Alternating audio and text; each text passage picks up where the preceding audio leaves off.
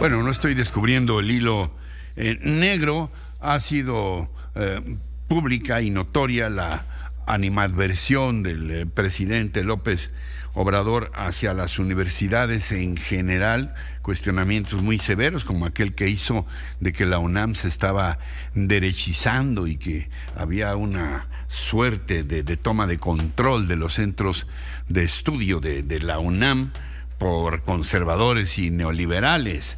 Un complot, pues. Bueno, todavía hace unos días criticó al TEC de Monterrey por un asunto laboral interno de esta institución. Y así por el estilo, ha cuestionado a los becarios, a quienes quieren estudiar maestrías o doctorados aquí o afuera. En fin, de viva voz el doctor Manuel Gil Antón, a fe mía, el hombre que más sabe de educación en este país y profesor del Centro de Estudios Sociológicos del Colegio de México. Mi querido y admirado doctor, gracias por estar con nosotros esta mañana. Al contrario, Ricardo, muchísimas gracias a ti. ¿Cómo se explica esta actitud del actual gobierno de la 4T hacia las universidades en general, tanto las públicas como las privadas, doctor? Yo creo, Ricardo, que una característica fundamental de las universidades, y por ello su nombre, que son instituciones que contienen el conocimiento y procuran que sea el conocimiento universal, es que no son rejegas, rehuyen al pensamiento único. Es decir, no el gran invento de la universidad por parte de Occidente fue reunir en un espacio de libertad a personas que cultivaran el conocimiento, dejándoles la absoluta libertad de enfoque que quisieran hacer. Entonces, tengo la impresión de que al presidente López Obrador y a algunos sectores de la 4T, esta situación en la cual no hay control del tipo de pensamiento que quisieran que fuese el predominante, les parece que es inadecuado, ¿no?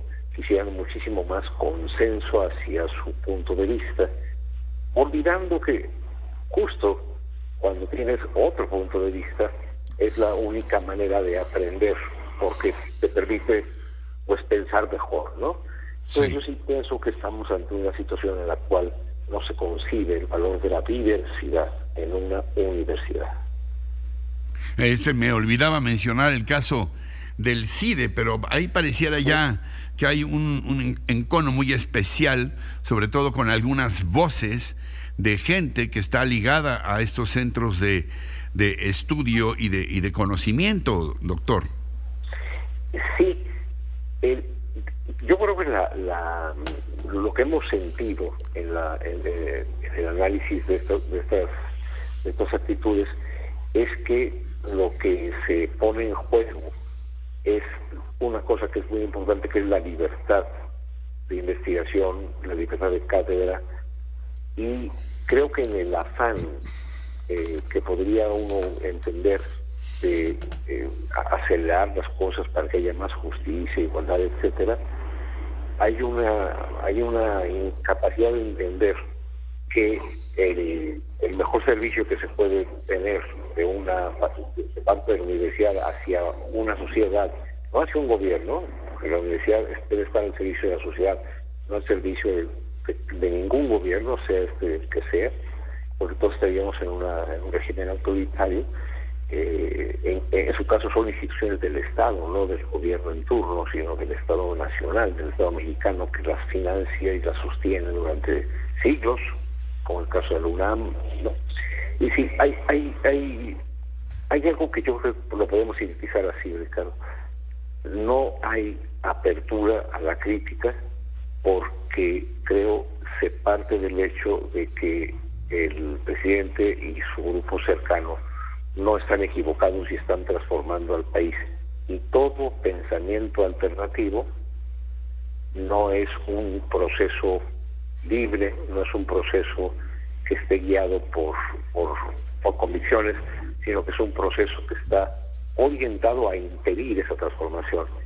Así las cosas, es demasiado blanco y negro, y la universidad es el territorio de los grises, de la amplitud y la gama enorme de lo gris, ¿no? En el sentido no de lo gris como algo negativo, sino de las distintas, de los matices, de los puntos de vista mucho más finos, que, insisto, deberían de ser extraordinariamente útiles para quien pretende transformar a una república, pero que estamos viendo con tristeza que no. En el caso del CIDE, por decir algo, ¿no? Yo creo que todos los mexicanos debemos estar agradecidísimos con el doctor Jan Meyer, que es un historiador extraordinario que nos hizo a todos conocer, por ejemplo, la complejidad del conflicto de la cristiada en el siglo XX. Bueno, ese grupo que tiene historiadores es extraordinario, y hay grupos como el de Merino, y hay grupos de personas que hicieron grandes aportes críticos contra los que el presidente López Obrador ha llamado la mafia del poder, y en efecto fueron corruptos, etcétera. Yo creo que el pensamiento único no le ayuda a nadie, y sí hay una especie de miedo a la inteligencia, que es muy lamentable. Por otra parte, ¿cuál tu opinión sobre esta opción que ha presentado el actual gobierno con las universidades del bienestar?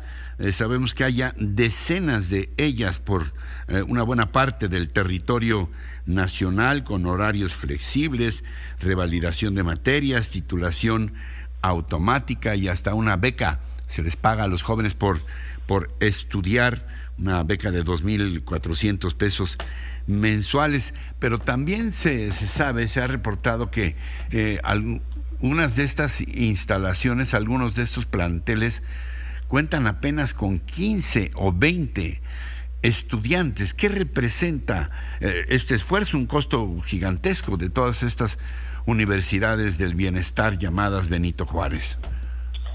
Sí.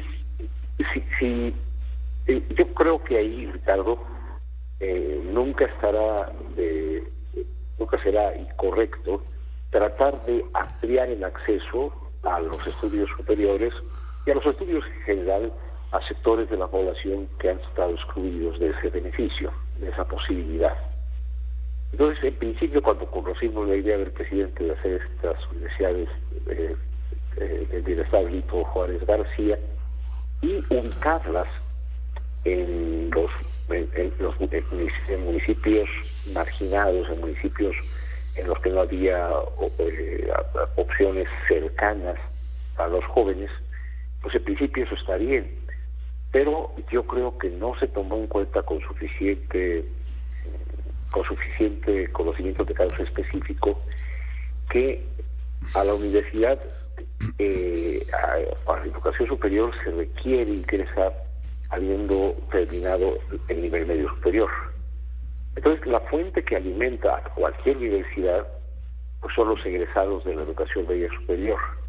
Y si en la región en la que has establecido la institución el egreso de jóvenes con estas características es muy bajo, pues vas a tener muy baja demanda, porque además no todos los egresados quieren continuar estudiando o pueden continuar estudiando a pesar de la beca, porque tenemos fenómenos migratorios.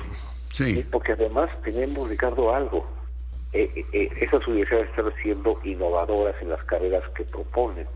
Y cuando eres la primera generación de tu casa en llegar a la posibilidad de ir a la universidad, en el imaginario cultural, pues quisieras que fuera tu hijo abogado, ingeniero, sí, médico. Y si dicen, no, va a ser un licenciado en Administración del Patrimonio Cultural y Material, por ejemplo, pues no entra en tu cabeza, pues ¿eso qué es? Yo quiero que mi hijo, si va a la universidad, tenga una profesión y las profesiones tradicionales. La combinación de todos estos factores hace que en los 140 planteles de este sistema de universidades del bienestar, en la que se pensaba que habría pues más de 200,000 estudiantes al final del sexenio, hayamos tenido no solamente una meta que no veía, que en vez de ser 64,000 en el primer año, por ahí fue como de 40,000, sino que incluso cayó. Y eso, pues eso es normal, sobre todo si tomamos en cuenta también la pandemia. Pero, sí, insisto mucho, Ricardo, el